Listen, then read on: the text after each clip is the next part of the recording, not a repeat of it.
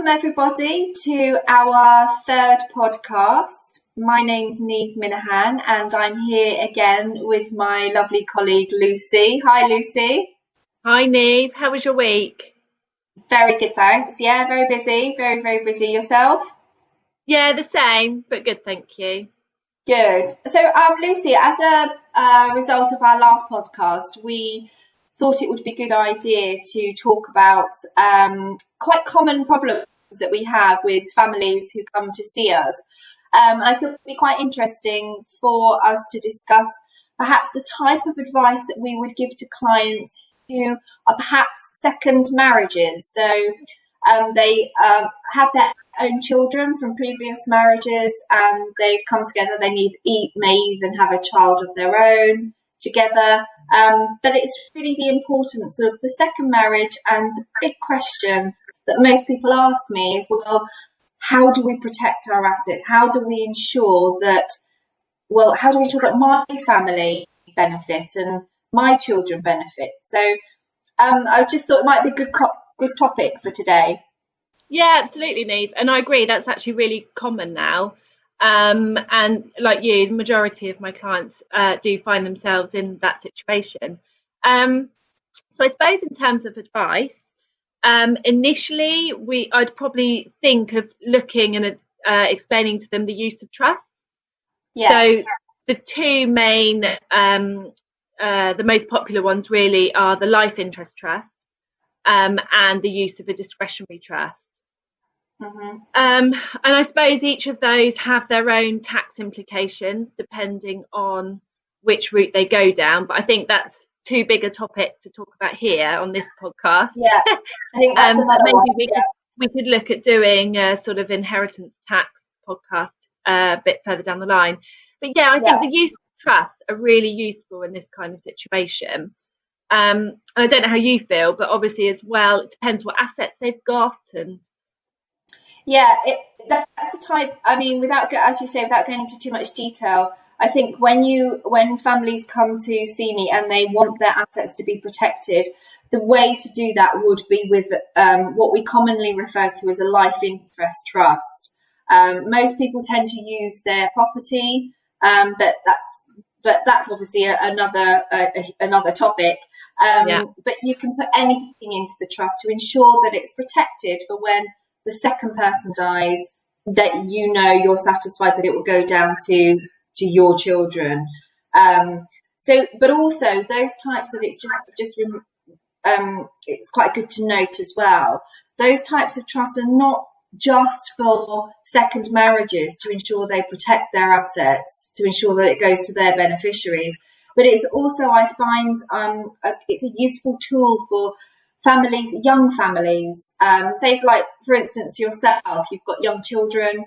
If something happened to you, Lucy, it's quite likely that in the future your husband may meet somebody else. I'm sorry, I'm not sort of no, that's fine. I'm not causing any movement. Absolutely. And so it's important to you that your children benefit from what you've brought to the family. So trusts, the life interest trusts, can be used that way as well. So they do have their advantages. They really do. So, and also for care fees. Yeah, absolutely.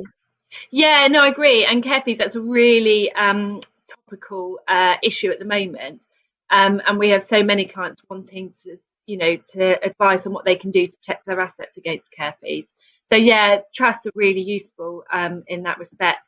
And I think just going back to our last podcast, one of the crucial things that clients do need to think about though is choice of executors and trustees, because obviously they will be responsible then for running that trust and administering it in the way that they would want it administered. Yeah, and that's that's the kind of advice that we can give them as to the appropriate people to appoint. So just moving away slightly from trusts, I suppose one of the other pieces of advice we would give is, depending on someone's circumstances, if they've got quite substantial cash assets, then they could actually make outright gifts to the children on the first death, as long as they're happy that it won't hinder, I suppose, the surviving spouse way of life, and that they don't necessarily need those cash assets. But that's another way. Yeah, I mean that's another good thing that you could do, because then at least the individual knows that that's what their children will receive if they make a cash gift on their death, the first death.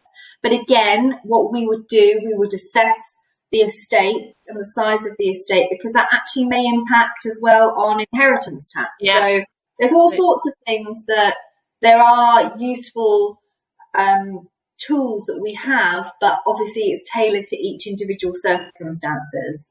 Yeah, and the other thing I was just going to briefly mention is if someone's got life insurances or death in service benefits with their employer, then one way, A, to protect those assets, but also for them to fall outside of the estate for inheritance tax purposes, is to look at making sure that they have, when they set those up, is they have updated their nominated beneficiaries. And it may be there that they wish to put their children down, so that on their death, their children will receive something on the first death. And obviously that should fall outside of the estate for inheritance tax purposes. Yeah, that's good. Yeah, because when clients come to see us, I find that it's not just, I need to do my will, please can you draft it? It's wider, it's quite holistic, isn't it? Because there's lots of things that we can be advising clients to do to ensure that everything is order in the event of their death. So yes, like checking your death in service, pensions, things like that. So yeah.